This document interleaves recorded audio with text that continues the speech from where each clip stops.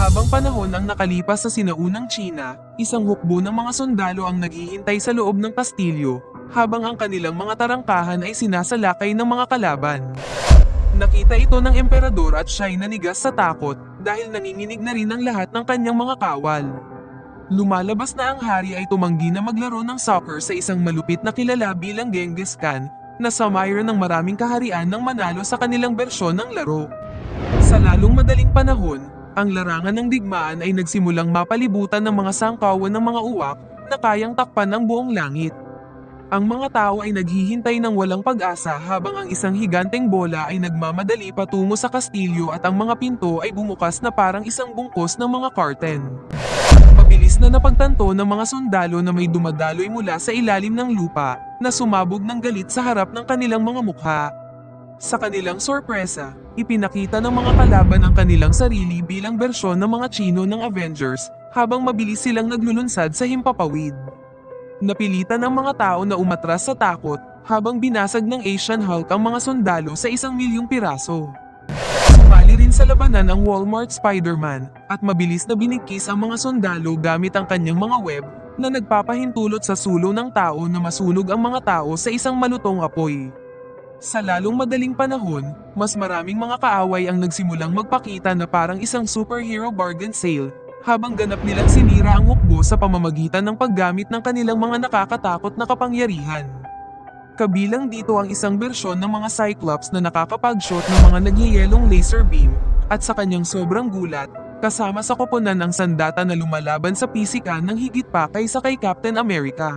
Ang mga sundalo ay ganap na nahihigitan ng mga kakayahan ng mga kaaway dahil hindi sila makapaniwala na ang mga kapangyarihang ito ay legal nang walang mga issue sa copyright. Kilala pala ang mga kalaban bilang Revengers at sila ang dahilan kung bakit si Genghis Khan ay kinatatakutan ng lahat ng mga hari. Minsan sa ibang pagkakataon, ang ibang kaharian ay nahaharap din sa parehong kakilakilabot na banta, gaya ng hari na binibigyan ng pagpipilian kung talunin si Genghis Khan sa isang laro ng soccer o ganap na masira. Ang masama pa, ang mismong ministro ng hari ay nagtaksil sa kanya habang halatang tinutulungan ng matandang lalaki ang kalaban upang ibagsak ang emperador. Nais ng ministro na ipakasal ng hari si Prinsesa Chang sa kaaway upang malutas ang hidwaan, ngunit ang batang babae ay nawawala mula nang matanggap ang kakilakilabot na balitang ito. Tumakas na pala ang babae kasama ang kanyang dalawang kasambahay habang hinahanap ang 8 maalamat na Kung Fu Masters upang iligtas ang kanilang bansa, ngunit mabilis silang nawalan ng tirahan sa araw na iyon. Bago malaman ng mga tao kung ano ang susunod na gagawin, nag-ambala sila ng isang monghe na kilala bilang si Hideng na nagsabi sa kanila na inaalok sila ng trabaho para maglaro ng soccer ng isang opisyal ng gobyerno. Sa halip na itigil ang pagkakataong ito, nagpasya ang mga tao na magnakaw mula sa kanilang amo upang sa wakas ay makamit na ng hustisya ang mga tiwaling opisyal. Ang hindi nila namamalayan ay isang misteryosong lalaki na tinatawag na Mao ang nakikinig sa kanilang pag-uusap at sinabi niya sa kanyang kaibigang si Ling na mayroon na silang pagkakataong maging napakamayaman. Plano niyang iligtas ang opisyal ng gobyerno at sa huli ay sumali sa soccer team bilang gantimpala sa kanila sa pagligtas sa bansa.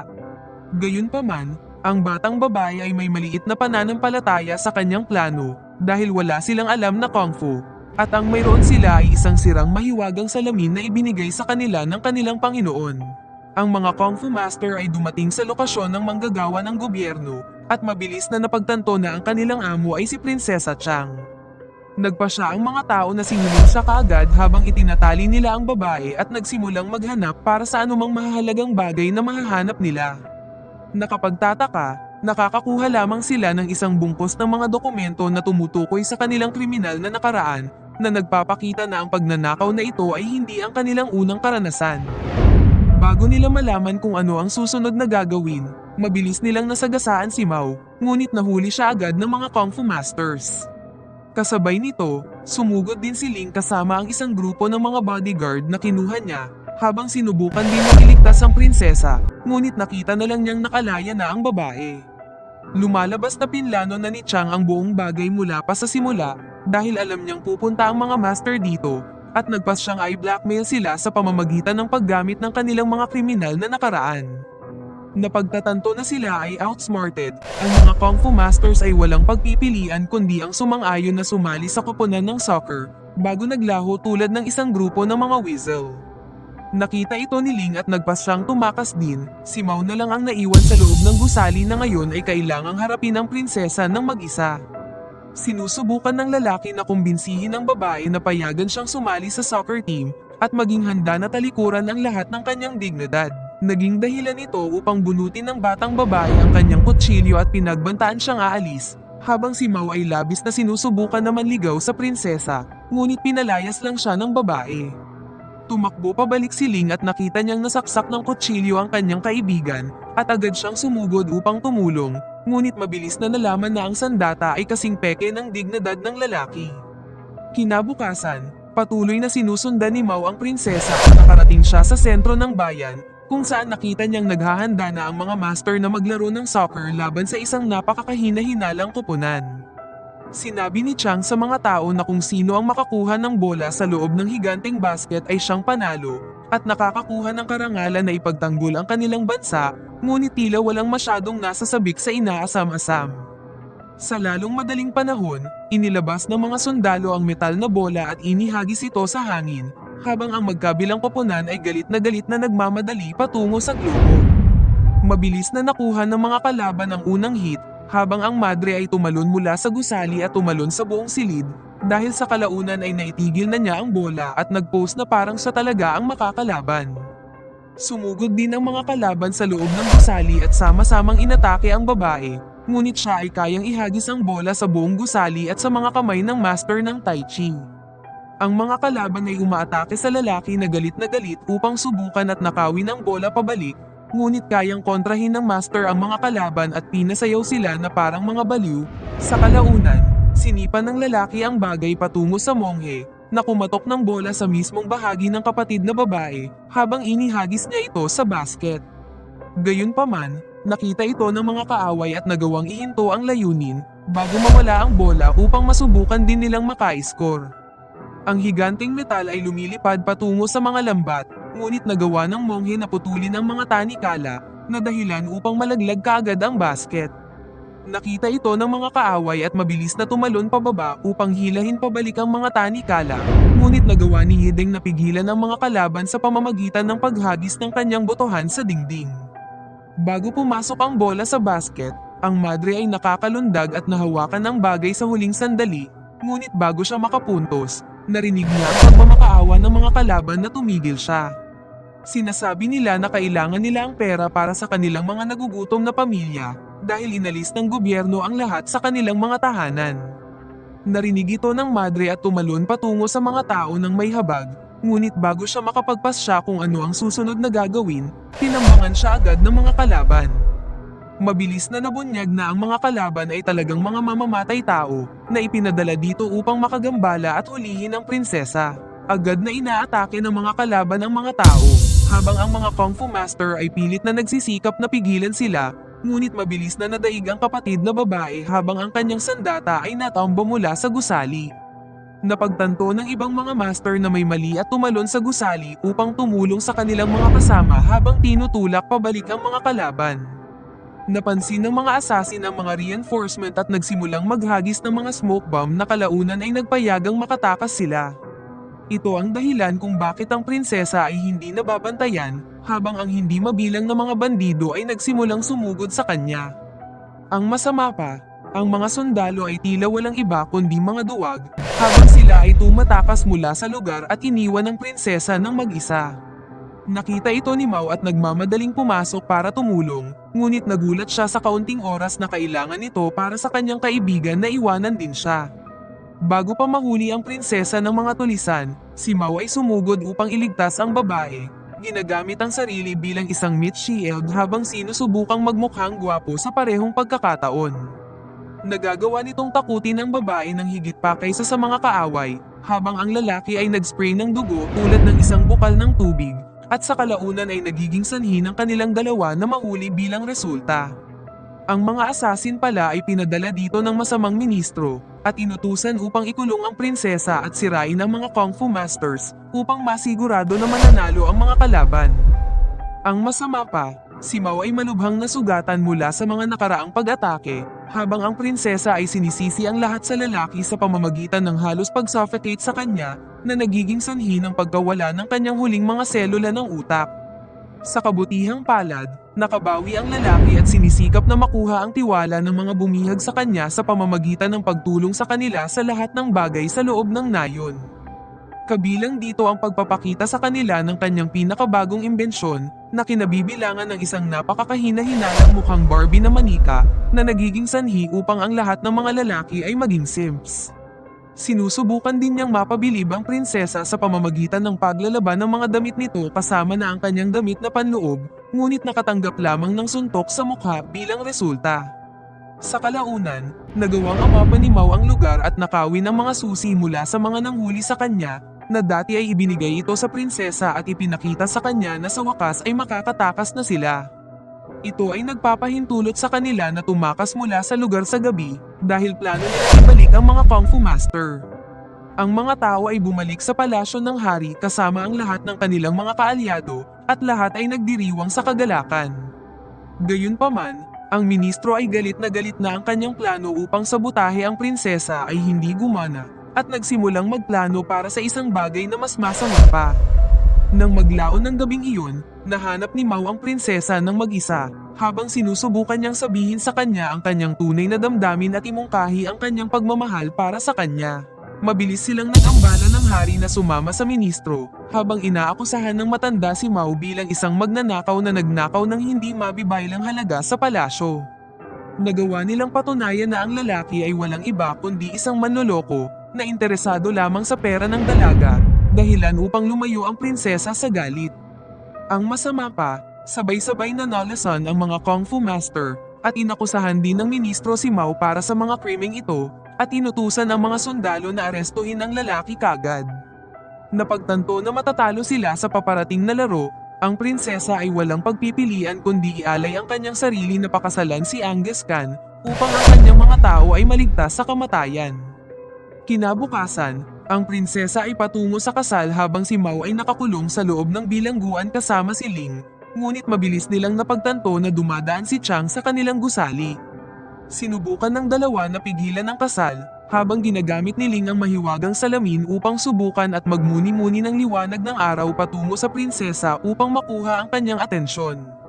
Nakapagtataka, ang item ay nakakagawa ng isang napakalaking laser beam na sumunog sa isang bungkos ng incantation papunta sa mga dingding.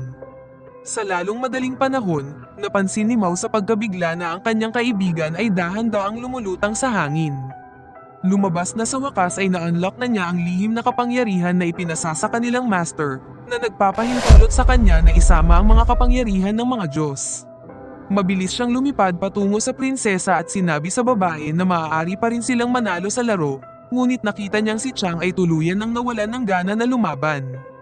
Pinagalitan ni Ling ang babae dahil sa madaling pagkawala ng kanyang pananampalataya kay Mao kahit na nakaligtas na ang lalaki sa kanya ng maraming beses. Naging dahilan ito upang yakapin ng prinsesa ang dalaga habang umiiyak, sa wakas ay napagtanto niyang siya ay mali. Kasabay nito, pinaplano ng mga Kung Fu Masters na harapin ang mga Revengers sa kabila ng pagkatalo nila sa karamihan ng kanilang mga kapangyarihan. Ang mga tao ay tumungo patungo sa higanting stadium kasama ang kanilang mga kaaway, habang pinapanood ng hari ang laro sa tabi mismo ng kilalang Angus Khan. Sa lalong madaling panahon, ang Chinese Hulk ay tumalon sa arena at nabigla ang mga tao sa kanyang hindi kapani-paniwala na lakas na nagiging sanhi ng lahat ng mga kaaway na magsaya para sa mga Revengers. Ang mga manlalaro ay pumila sa harap ng isa't isa, habang ang mga huwad na superhero ay nagsisimulang manunula sa mga Kung Fu Masters, alam nilang mahina sila sa lason. Inanunsyo ng referee ang pagsisimula ng laro, habang galit na galit ang mga Avengers patungo sa mga taong may intensyong pumatay. Ang Asian Hulk ay naglulunsad ng bola at sinisipa ito gamit ang napakalaking puwersa na tumama sa monghe mismo sa dibdib at muntik na siyang patayin bilang resulta. Sa kabutihang palad, nailigtas ng madre ang kanyang buhay, ngunit ang mga kalaban ay patuloy na nagcho-charge pasulong habang papalapit sa layunin. Mabilis na sinubukan ng iba pang mga master na pigilan ng mga Avengers, ngunit kaagad silang natamba sa galit na pag-atake ng kalaban. Nakita ito ng taong may espada at nagsimulang makipaglaban sa zombie Wolverine, ngunit ang kanyang talam ay hindi tugma sa mga kuko ng kalaban, na pumuputol sa kanyang sandata at ibinabagsak siya sa lupa. Ang iba ay mabilis na nadadaig ng mga Avengers, habang sinusubukan nilang panatilihin ang bola sa layo mula sa kanilang layunin, ngunit hindi ito sapat laban sa katawa-tawang kapangyarihan ng kalaban. Sa lalong madaling panahon, ang sulong ng tao ay nagpaputok ng apoy patungo sa kapatid na babae, ngunit siya ay mabilis na nailigtas ng Keiichi Master, na naging dahilan upang makapasok sila sa isang Dragon Ball-style beam struggle.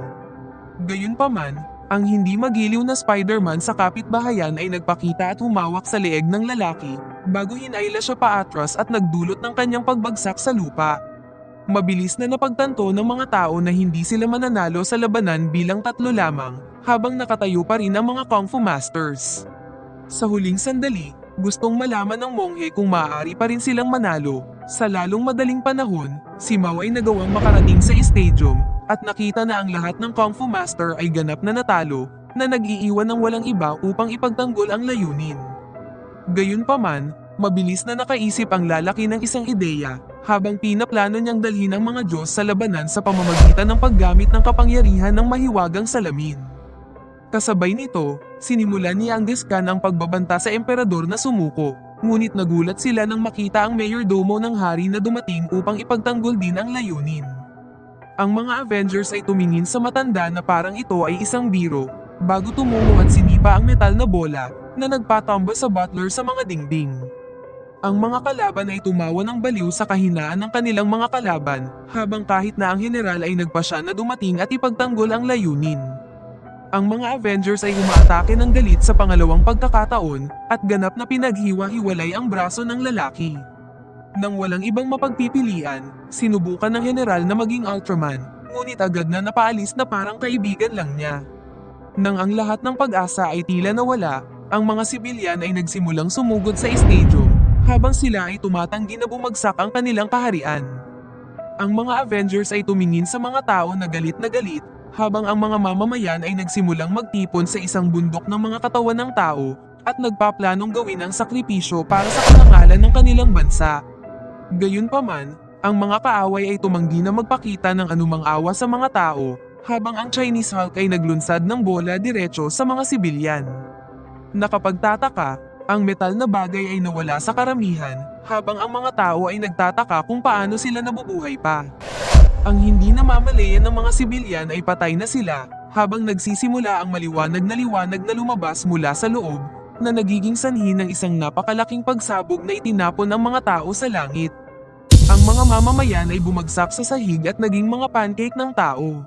Ang mga Avengers ay nagsimulang magdiwang sa madaling pagkatalo ng mga tao, ngunit sa wakas ay may kalahok pa ring papunta sa larangan ng digmaan, na nakakagulat kahit sa mga kalaban. Lumalabas na ang natitira sa kanila ay isang maliit na batang babae, na nagplano ring ipagtanggol ang kanyang bansa, ngunit ang mga Revengers ay walang intensyon na magpakita sa kanya ng anumang awa. Direktang inilunsad ng malaking bagay ang bola patungo sa batang babae, ngunit siya ay mabilis na nailigtas ng isang malakas na nilalang na nagmula sa langit. Lumabas na si Mao ay nagpasya ng sumali sa labanan, dahil siya ay kinuha sa kapangyarihan ng Monkey King. Sa lalong madaling panahon, ang langit ay nagsimulang magdilim habang ang mga hangin ay umuusbong, at ang mga Avengers ay tumingin sa itaas na may pagkalito habang nagsisimulang magkaroon ng maliwanag na liwanag sa gitna. Mabilis na nabunyag na ang mga Kung Fu Masters ay nagagawa ring mag-transform sa mga Diyos, at mabilis na dumating upang harapin ang mga kaaway, habang tinutuya ni Mao ang pag-atake ng mga Avengers. Ito ay labis na nagalit sa mga kalaban, ngunit ang mga Diyos ng Kung Fu ay nagpakita ng kanilang mga mahika, habang tinutuon nila ang kanilang mga enerhiya ng direkta sa lupa. Nagulat ang mga kalaban nang makita nilang maraming kamay ang umaangat mula sa sahig, habang isang higanteng lotus ang nagbubukas ng isang portal sa ibang dimensyon, na kalaunan ay naglalabas ng napakalaking gintong rebulto. Nakita ito ng mga Avengers at agad silang umatake sa pamamagitan ng pagsipa ng kanilang bola patungo sa entity, ngunit ang rebulto ay nagawang harangan ng mga pag-atake kahit gaano karaming beses sila nag-shoot para sa layunin. Ang ginintoang Diyos ay nakapagpapalaki ng maraming kamay sa likod nito, at nagpakita ng hindi mabilang na metal na bola sa mga palad nito, bago ito ihagis ng diretso sa mga Avengers. Dahil dito, nagdulot ito ng napakalaking pagsabog na pumutok sa hangin patungo sa mga kalaban at bumagsak sa kanila sa lupa. Ang mga tao ay nagsasaya sa tagumpay, habang si Mao ay nagsimulang mag-isip ng isang mas malakas na spell na nagbibigay liwanag sa buong kalangitan. Sinamantala ng mga Kung Fu Masters ang pagkakataon at agad na sinimulang salakayin ang mga Avengers, habang ganap na nangingibabaw sa laban at sabay-sabay na pinahiya ang mga kalaban. Sa lalong madaling panahon, isang higanteng templo ang ipinatawag sa kalangitan na kahawig ng mukha ng demonyo, at ang gusali ay nagsimulang buksan ang bibig nito habang sinisimulan nitong hilahin ang mga Avengers sa hangin. Ang mga kaaway ay mabilis na sinipsip sa napakalaking istruktura, na kalaunan ay nagsara ng mga panga at nagsimulang maglunsad palayo sa kapaligiran.